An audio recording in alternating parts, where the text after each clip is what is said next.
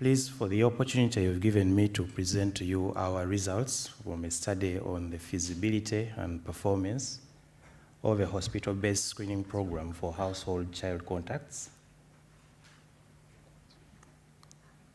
Okay. Contacts of newly diagnosed adult TB patients with infectious TB in Mbarara in Uganda. So by way of background, we know that contact investigations have been shown to be an efficient method of finding new child cases, especially in a timely manner. But it also allows us to identify children at risk of TB who are eligible for preventive therapy with isoniazid. These include children who are young and also children who are HIV infected.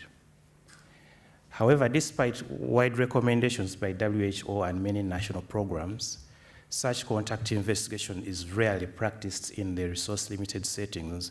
It's a question of feasibility, but also uncertainty about how efficiently one can exclude active TB in children who might be eligible for receiving preventive therapy, because there are clear contraindications for using a single drug in the treatment of a child who might have active TB.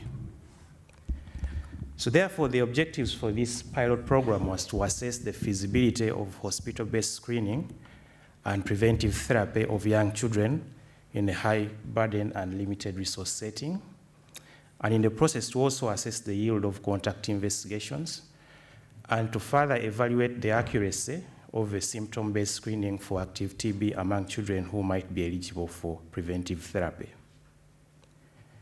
So this is a summary of the methods. This was a program based in the hospital in Mbarara, and we invited newly diagnosed adults with smear or culture-positive pulmonary tuberculosis to bring all children in their household who are under 5 years for evaluation for TB.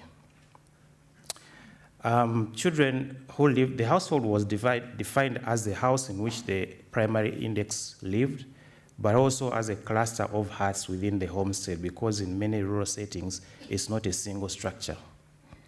Children who were presented were evaluated for symptoms and signs of TB using a standard symptomatic screening protocol. They were examined and they were tested routinely for HIV. They all received a chest X-ray and a tuberculin skin test. And those who were considered suspicious for active TB at that point were referred to another parallel program for further evaluation and treatment for TB. Therefore, at the end of that initial evaluation, children were classified as either active TB or latent TB infection, or not infected but exposed to TB.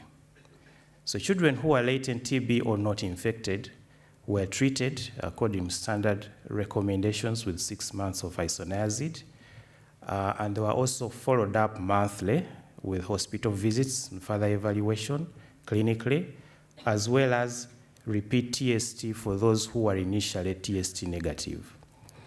At the end of the day, we were able to classify patients in a final analysis as active TB or latent TB infection or uninfected, with some iterations according to who converted to TST positive or who converted to active TB in the process of follow-up. For the purpose of evaluating the utility of the symptom-based screening program, we took a reference definition of active TB that excluded clinical findings, and that was based entirely on chest X-ray findings. X-rays were read by 2 independent readers and classified as either active or no evidence of active TB. For our purposes, isolated hilar adenopathy in children with low clinical suspicion was not considered active TB. The symptoms we looked at mostly included cough, severe malnutrition, loss of appetite, night sweats, reduced playfulness, adenopathy, and fever and wheezing. And in our analysis, we adjusted for age and sex and HIV status and computed the sensitivity, specificity, and predictive values of symptom-based screening in identifying active TB among children in contact with newly diagnosed TB patients. So this is a summary of the results. We was able to successfully evaluate 281 children out of 339 eligible children from 162 adults, giving us a median of 2 children per index case. with a median age of 33 months and equally distributed between males and females. 4.5% of the children we evaluated were HIV infected, and most of them had received BCG vaccine soon after birth, according to the practice in Uganda. So on baseline screening, about 25% of the children we saw were symptomatic, and about 7% of them were considered highly suspect for clinical tuberculosis and were referred for further evaluation. 12% of the x-rays we saw were highly suggestive of active TB, and about half of the children had a positive TST, according to the CDC definitions of a positive TST, among children with recent contact for tuberculosis. The timing of the evaluation was about 2.5 weeks on average between the initial identification of the index case and the evaluation of the child contact. So to summarize the yield of contact investigations, out of 281 contacts we evaluated, 15% were considered active TB, 36% latent TB infection, and 47% were considered non-infected. So those 227 were started on IPT, and at the end of follow-up, there were some reassignments, so 2 children in addition to those who were reclassified as active TB, and among children who were not infected, 10 children converted from non-infected to latent TB infection during follow-up. So this chart tells a story on the outcome of contact investigation and preventive therapy, and it is of interest to us in terms of feasibility, that out of 339 children we initially identified from evaluating the families, about 281 were eventually successfully screened, meaning that 17% were lost at that level. And then of the 238 who were then considered to be eligible for IPT, 5% were lost. They were classified but did not successfully start IPT.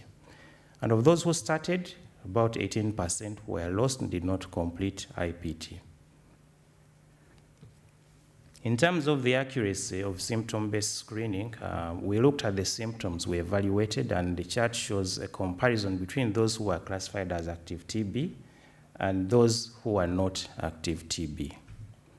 And the comparison brought out in the adjusted regression cough, reduced playfulness, and malnutrition as independently associated with a classification of active TB. And constructing a screening program based on those 3 characteristics, it could successfully identify 71% of children with active TB with a negative predictive value of about 94%. So in conclusion, we feel that contact investigation based in hospital was feasible with a good response in terms of initial identification of contacts and the completion of the program of IPT. The investigation of such contacts yielded an expectedly high number of active TB cases. Previous evaluations have shown that about 2% of children living in contact with adult TB in low endemic areas would be active TB. And on the other end, in high endemic areas, it could go as high as 23%. So ours was fairly close to that. We got about 15% children with active TB.